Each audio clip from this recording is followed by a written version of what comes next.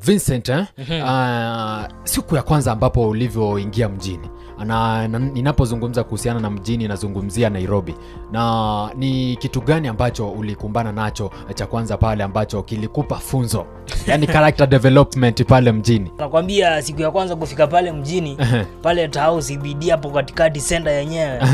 Jamani, unajua ulikuwa umeenda pale kutazama KICC ama archives. Sasa unajua nimetoka kule ndani kabisa. Sasa unapata watu wengi mjini, unashangaa ai sasa hawa. Sasa bado uko na ile mentality huko ushago bado.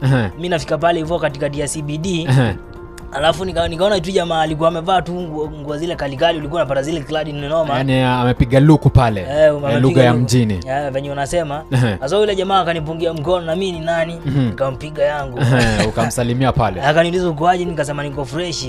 Then kuanzia hapo nakwambia nilijipata kejani nimetulia tu, hata sina simu, sina makladi, niko na tu jacket yenye nilikuwa nayo sina. Alafu vitu mingi ziliape, nikatolewa hadi majifu zenye nilikuanga nazo. Sasa nikajipata pale hivyo ndo nimelala tu na najisikia na sina simu, sina funguo. Kama unaweza kumbuka ni kitu gani ambacho alikufanyia pale? Ni kitu gani ambacho alikufanyia? Yule jamaa after nimetulia sana nikaanza kukumbuka venye maisha venye nilikuwa nafanya. Yule jamaa ni kama tu alinipiga handshake, mimi nikampiga yangu. Kuanzia hapo hata sikumbuki kitu kingine, nilijipata tu kejani nimetulia. Yaani unataka kumaanisha kwamba ulimpatia simu? Ulimtolea password pia? Yaani nilimtolea ngao tu password, nikamwambia M-Pesa pin zote. Alafu hadi kitu yenye ilikuwa inaumiza roho ni eti ilikuanga na pesa zilikuwa hapo ndani. So before hiyo process ya ku replace sim card, uko na mahasira, unasikia vibaya, ikakuwa process. Kwa hivyo wamaanisha kwamba pesa zote zilienda pale, viatu zote jacket ingine ilikuwa nayo. Unajua hii mambo ya mjini, unajaribu kupiga taswira ya ile look ambayo ulikuwa umepiga mara yako ya kwanza umeenda kufika pale Nairobi. Alafu ni ile tu umefika Dao siku ya kwanza unatazama pale archives, alafu unapata tu mtu tu unapiga ile kuchanganyikiwa, naelewa. Alafu unaona tu ni kama mtu ako na intention zake, anataka maybe msaada. Alafu unampiga tu mkono, alafu kutoka hapo pap.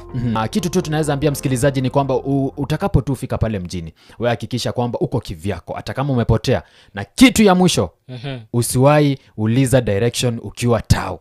Ukiwa Nairobi usiuliza direction.